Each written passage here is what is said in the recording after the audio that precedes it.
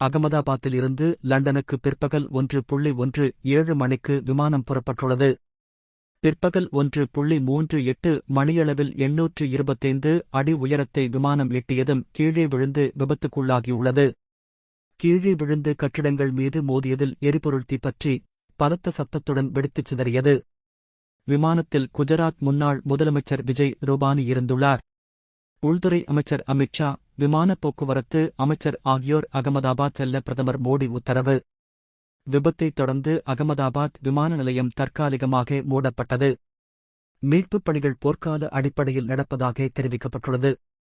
விபத்துக்குள்ளான ஏர் இந்தியா விமானம் மேகானி நகரில் உள்ள பிடோட் ஜே. மருத்துவக் கல்லூரி விடுதி கட்டடத்தின் மீது மோதி பெரும் சேதம். விடுதி அறையில் தங்கியிருந்த பல மருத்துவ மாணவர்களின் நிலை கவலைக்கிடமாக உள்ளதாக முதற்கட்ட தகவல். விபத்தில் காயமடைந்தவர்கள் ஆம்புலன்ஸ் மூலம் மருத்துவமனைகளுக்கு அழைத்துச் செல்லப்பட்டு வருகின்றனர்.